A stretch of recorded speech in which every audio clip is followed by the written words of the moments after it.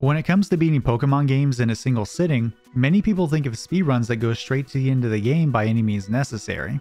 Many of these categories beat the game in a matter of minutes, but there are other runs that not only play the game longer, but also accomplish much more than you'd expect. The ultimate speedrunning test in the earlier entries of the series is completing the battle frontier from a new save file, a feat which very few runners have accomplished in general. In these games, after you beat the Pokemon League champion, the battle frontier opens up and allows you to battle in various facilities under certain conditions. Many of these consist of single or double battles, with an additional option to cap your level at 50 or up to 100 if that's your thing. These challenges have excellent rewards, but the ones we care about in Pokemon Heart Gold and Soul Silver are each of the facility's prints. These are held by Frontier Brains, powerful trainers that are difficult to defeat, even if you have the best possible team assembled. In order to challenge these brains, you need to attain a huge win streak in the related facility. This involves completing a certain amount of battles and reaching the end of a set. These battles start out easy, but as you get deeper into these sets, the trainers will start to use more powerful Pokemon with better stats in general. Only after doing this can you challenge the facility's brain, and upon winning, your prize is the silver print. However, that doesn't mark the end of that challenge, as you need to increase your win streak and defeat a more powerful version of the Frontier Brain to receive that facility's gold print. And remember, if you lose even once in any of your battles, even the Frontier Brain battles, you have to start all the way over and build up that streak again. While this run isn't as long as Pokemon Emerald's All Gold Symbols run I covered back in 2023, this speedrun holds its own in both difficulty and length, coming in at just under a half a day long. With that all being said, we're going to answer the question, why does Pokemon Soul Silver's All Gold Prince speedrun take over 10 hours to beat? Before we get to that though, I've got another question for you. Have you heard of a game called Raid Shadow Legends? Now look, I know this is the last thing you want to listen to, but there's some cool stuff they're giving away, so just hear me out here. Raid is a highly rated turn-based hero collection RPG that you can play on both your PC and mobile platforms. This game has all the stuff you'd want out of an RPG. Like, there's a ton of different game modes and events, over 800 different champions to earn and choose from, over 30 bosses to take on and defeat, and an in-depth progression system that'll keep you playing and playing and playing and playing. Right now, Raid Shadow Legends is holding an event called Spring in Teleria, where if you download the game using my link or QR code on the screen, you can head to the Spring Hunt website, and if you find all the hidden items, you'll have a chance to win real-life prizes such as a gaming console or Amazon gift cards with a total value of $10,000. Also, when you download Raid using my link or QR code, you'll immediately get a starter pack with an epic champion, Teriel, and another one that includes an epic Rector Drath when you reach level 25. You can also find me in-game under Dr. Swellman and join my clan, Feeling Swell. You can contribute to it as you play and get additional rewards. If all that isn't enough to get you to join right now, what if I tell you you can get one more champion, Chronicler Adlin? To get Adlin, just log in for 7 days between April 11th and July 8th. Thanks again to Raid Shadow Legends for sponsoring today's video, and download the game today to support me and my content. Now that I'm done selling my soul to my corporate overlords, I want to mention really quick that the speedrun I'll be talking about in this video was performed by Werster, a veteran Pokemon speedrunner with many years of experience under his belt. He has a lot of detailed documentation on this category, so please go check that out when you get some free time. It's also important to note that this run can be performed on either version of the game, but he does run on Soul Silver since it saves about 2 seconds over Heart Gold. To briefly cover the main game, reaching the battle frontier only requires players to get all 8 Johto badges and defeat the Pokemon League champion, Lance. This takes about 2 hours and 50 minutes to complete, which is slower than the run's any percent counterpart, but this is because glitches are not allowed in the All Gold Prince category, where runners can't use things like the map deloading glitch called tweaking. So in order to get through the game and prepare for the battle frontier, the run does require a few Pokemon to carry runners through the game. These are Quilava, Raikou, and Gyarados. For most speedruns of Heart Gold and Soul Silver, Cyndaquil is simply the best choice. With a great moveset and the ability to just blow through many of the early game trainers, this pick is a no-brainer. However, after getting to Ecruteak City and waking the 3 legendary dogs of the region, Cyndaquil's evolved form Quilava gets tossed to the wayside for Raikou. And this is where things get interesting. Normally, as soon as the legendary dogs flee the burned tower, you usually don't see them again until much later in the game, with Raikou and Entei in particular roaming the Johto region. The starting point for these Pokemon are also random, so it's interesting that as soon as Werster completes the Burn Tower, he immediately encounters Raikou on Route 37. In order to get all of the required Pokemon quickly and with good stats, this run requires use of something called RNG manipulation. RNG, or Random Number Generator, is a catch-all term used to describe memory values that handle random events throughout many games. In Heart Gold and SoulSilver, there are RNG seeds that influence how RNG values progress in these games. This is set per save file and is assigned after clearing Professor Oak's last text box in the intro before getting control of your character. The initial seed and overall RNG is handled by the Nintendo DS's internal date and time. This means that one could change the system's date and time to a certain point, load the game, and have known outcomes happen from random events if they play perfectly. There are a few different RNG types, but the one we'll be mostly talking about is primary RNG. This can be used to manipulate the trainer ID, if you receive random encounters and what those are, how spinning trainers move, and several other things. There is one I want to touch on before moving on, and that's in-battle RNG. This can't be manipulated in a real-time setting as it progresses on every frame with lag frames included. Basically, it's very unpredictable, and that's why so much preparation is needed to take on this category. This brings me back to one of the most important aspects of the manip, which is being able to influence Pokemon's IVs and natures. Pokemon have hidden values that affect the stats you can see in the status menu. These are effort values and individual values. IVs for each stat are assigned a value between 0 and 31 at a specific point of receiving or encountering a Pokemon. These numbers are the exact stats added to a Pokemon at level 100, but they are applied through a formula regardless of level. EVs, on the other hand, can be directly influenced by the player without manipulation.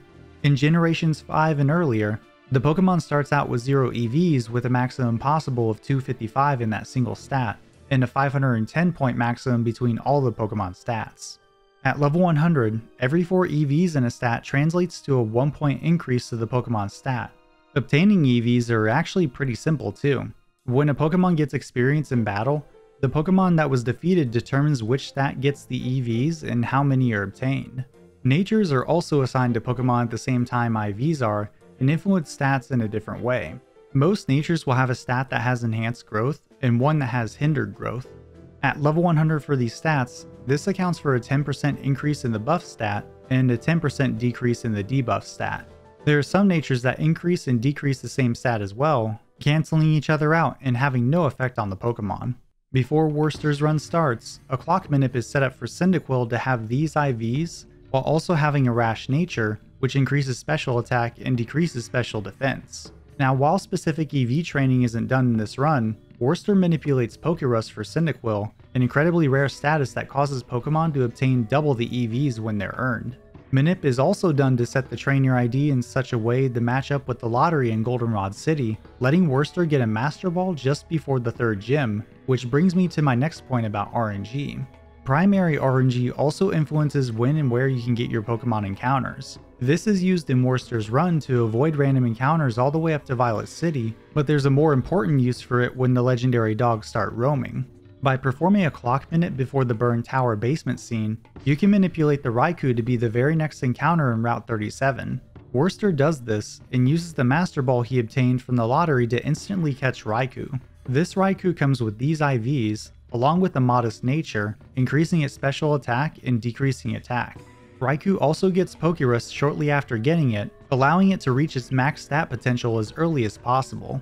Clock Manip is done right after the Lake of Rage as well, setting up for a level 50 Magikarp that has these IVs and an adamant nature, increasing attack and decreasing special attack. A rare candy is used to evolve Magikarp later on, and while it doesn't battle to get extra experience in EVs, Werster buys EV increasing items in the middle of the battle frontier to increase Gyarados' stats for when it's finally used. There's also a secondary RNG in the game that doesn't advance much in the run, except while in Route 33 where the rain affects that RNG value. This is used to manipulate the Voltorb flip minigame in Goldenrod City to produce the same outcomes each time, letting Werster grab a ton of coins and along with them some Pokemon and TMs for utility throughout the run. With all this in mind, only Raikou and Gyarados are expected to perform at the battle frontier. This is because once Raikou is obtained, Quilava isn't used anymore to allow for Raikou to level up and carry the entire run past the Pokemon League. Raising any other Pokemon to level 50 isn't feasible if you want a fast time, so that effort is best spent not worrying about it. However, what is worth the effort is subscribing to my channel because it really helps me out and it tells me you want to see more videos like this one. Now that we have all the prep work out of the way, it's time to talk about the Battle Frontier and the various facilities. The Battle Factory is one of a couple returning facilities from previous games and is done first in Werster's run. The factory requires you to use rental Pokemon instead of your own, and in the beginning you get to choose 3 from a random group of 6 to do battle. After winning a battle, you get the choice to swap out one of your current Pokemon with one from the previous trainer's roster. To battle Thornton, the factory head, you need to reach the end of the 3rd set, or the 21st battle for a silver print, and for the gold print, you need to reach the end of the 7th set, or the 49th battle. His Pokemon are random, just like the ones you have to pick throughout your run, so things can go wrong pretty fast if you happen to have a bad matchup. In Werster's run, he actually performed a clock minute prior to even entering the Battle Frontier.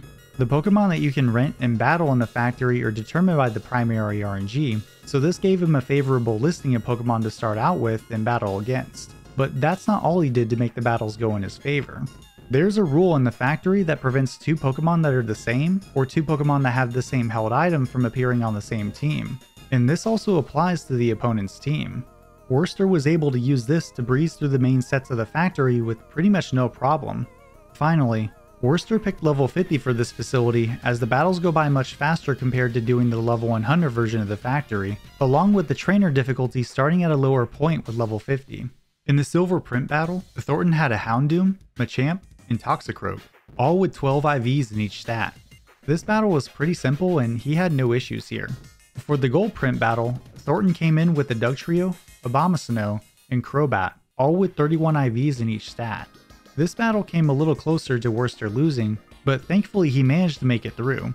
After an hour and 40 minutes, he was done with the Battle Factory.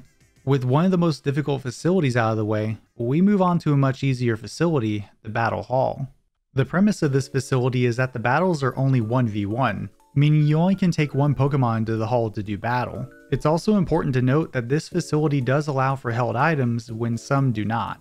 When in your set of battles, you get to pick from a grid of Pokemon typings, all with a rank assigned to them. The ranks start at 1 and increase whenever you defeat the trainer, going all the way up to rank 10.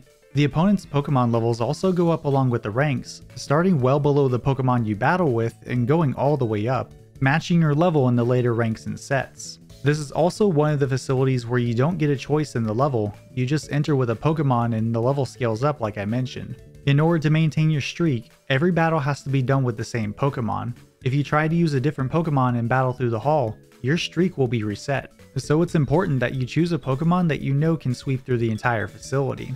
There's also 10 battles in each set, with the Hall Matron Argenta showing up at the end of set 5 or the 50th battle for the silver print, and again at the end of the 17th set or the 170th battle for the gold print. In Werster's run, this facility is also manipulated through primary RNG, chaining it from the Battle Factory as it's simple to do with proper movement between areas. This allows Werster to have favorable outcomes for Pokemon he battles.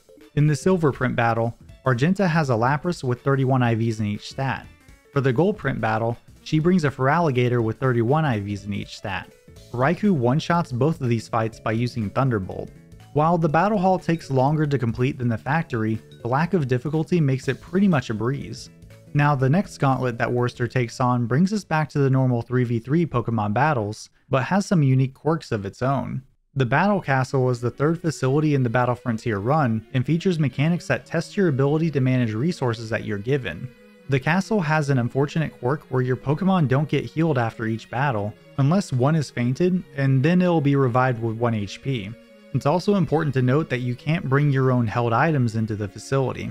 While these restrictions are in play, at the start of each set and after winning a battle, you're given a currency called Castle Points. The points you earn vary based on the actions performed in battle and can be used in between fights to apply different effects to either your team or the opponent's team. These range from healing your Pokemon, changing opponent Pokemon levels, and even skipping a battle if you have enough points. The Battle Castle also goes back to having 7 battles in a set, with the silver print fight against Castle Valet Dirac happening at the end of set 3 on battle 21, and the gold print fight happening at the end of set 7 on battle 49. Darok's Silver battle has a Houndoom holding a Focus Sash with 255 EVs in attack and special attack, an Empoleon holding a Razor Claw with 255 EVs in attack and speed, and a Staraptor holding a King's Rock with 255 EVs in attack and special attack. For his gold print battle, he has an Entei holding a Shuka Berry with 255 EVs in special attack and special defense, an Empoleon holding a Quick Claw with 255 EVs in attack and special defense, and a Gallade holding a Scope Lens with 255 EVs in attack and special defense. Oh, and by the way, if that wasn't enough, all of his Pokemon in these fights have 31 IVs in each stat just to top it all off. Werster's run actually has some prep work before going into the Battle Castle since he's using his own Pokemon in 3v3 battles for the rest of the run. This is where he spends that BP to get stat boosting items to use on Gyarados. Now again, battles here are also determined by the primary RNG, but there's nothing else done to change what Pokemon are encountered. Regardless, Werster continues to carry his Manip through this facility to get favorable battles overall. It's no surprise he was able to blaze through the castle, with the Darok Silver fight going very smoothly. As for the gold print battle, there was a scare with the Gallade scoring a critical hit on Gyarados, but overall the rest of the battle went fine. Werster finished the battle castle at just over an hour, making it the shortest facility in the run. With 3 gold prints out of the way, Werster carries his Manip and moves on to the next facility, which is one of the most difficult out of the bunch. The Battle Arcade is the next facility, and it's another where your own held items are banned. Now this is another weird facility, not because there's a lot of RNG involved in the battles, but because it requires good execution before they even start. Before each battle, a 4x4 game board appears on the screen. This requires you to stop a cursor that is moving between all the tiles, which have different effects. Red tiles will affect the opponent, blue tiles will affect your party, and the gray tiles will affect the battles overall. The actual effects themselves come in things like being afflicted with a status, reducing HP, changing battle weather, and many other things. Thankfully, the way the cursor automatically moves when selecting a tile isn't random, so you just need to make it stop on something that doesn't negatively affect your party. If you manage to get through 3 sets and reach battle 21, you get to battle the arcade star Dahlia for her silver print. If you get through set 7 and reach battle 49, you can challenge her again for the gold print. In the silver print battle, Dahlia has a Ludicolo holding a muscle band with 255 EVs in attack and speed, a Medicham holding a Salic Berry with 255 EVs in attack and special attack, and a Dusknoir holding an Iron Ball with 255 EVs in attack and defense. In the gold print battle, Dahlia comes in with a Zapdos holding Bright Powder with 255 EVs in special attack and special defense, a Blaziken holding a White Herb with 255 EVs in attack and special attack, and finally a Togekiss holding an Expert Belt with 255 EVs in special attack and special defense. Like the previous brain, all of her Pokemon have 31 IVs in each stat. Back to Werster's run, his manipulation allows him to not only get favorable Pokemon battles, but also affects the arcade board as well. This puts the pressure all on him to make sure he hits the right spots on the board, but there are some problems that can pop up. For some reason that was unknown to Werster at the time, the arcade board can randomly switch the expected board with a random board. Not just this, but about halfway through the sets leading up to the gold print battle, the game board permanently speeds up while on a win streak. This makes picking the correct tile all the more difficult, only giving a limited number of frames to press the tile you want. Even with the board generating a random instance, Werster mostly timed his arcade boards perfectly. There was one point where he did mess up, but thankfully he was able to pull himself out of that mess and cleared the rest of the arcade, including the Dahlia fights, with ease. Just under an hour and a half later, the arcade was cleared, and there was one more barrier to overcome before the run was over. This came in the form of the last facility, the Battle Tower. The Battle Tower is a simple facility overall. You just battle through sets of trainers, with them getting stronger over time. And like previous entries in the series, this location also lets you bring your own held items. Werster's run handles the Battle Tower manipulation a bit differently. The only way trainers can be manipulated here is when a day changes on the system calendar. This is similar to how the lottery trainer ID advances each day for the lotto in the radio tower. To accomplish this, Werster occasionally saves and quits, then changes the time to 11:58 or 11:59 the time to change so the trainers will switch at a specific point, reducing the tower's difficulty overall. The Frontier Brain here is Tower Tycoon Palmer, and he appears at the end of set 3 on battle 21 for the silver print fight, and again at the end of set 7 on the 49th battle for the gold print fight. In the silver print battle, Palmer comes in with a Dragonite carrying a Lumberry with 255 EVs in attack and speed, a Milotic holding a Shell Bell with 255 EVs in hit points and special defense, and finally a Rhyperior holding a Focus Band with 255 EVs in attack and defense. For the gold print battle, Palmer has a Heatran holding a Focus Sash with 255 EVs in attack and special defense, a Regigigas holding a Bright Powder with 255 EVs in hit points and attack, and a Cresselia holding Leftovers with 170 EVs in hit points, defense, and speed. Werster gets through most of the tower with no problem, with Palmer's silver fight being pretty straightforward. However, the gold print battle started off a little bit sketchy. Werster managed to get through Cresselia with little resistance, and while Regigigas was ready to take out Gyarados with Stone Edge, Gyarados actually dodged the attack. Not only that, but Gyarados' Waterfall made Regigigas flinch twice, making him an absolute pushover. With Gyarados still alive, Werster gets through Heatran in 2 turns, finishing the hardest battle in the game. So after an hour and 15 minutes of dealing with the battle tower, the run ends upon receiving the last print, giving Werster a final time of 10 hours, 31 minutes, and 59 seconds.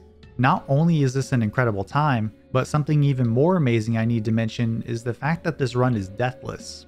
No wipes in the main game or the frontier, a feat that's very difficult to accomplish, even with manipulation. As of the writing of this video, Werster is the only runner to have completed a run of this category, and for good reason. Between the manips he routed out and the time investment required to complete this run, the barrier to entry for this category is pretty high. Stay hydrated folks, and click this video on the screen to check out another speedrunning story I'm sure you're going to enjoy.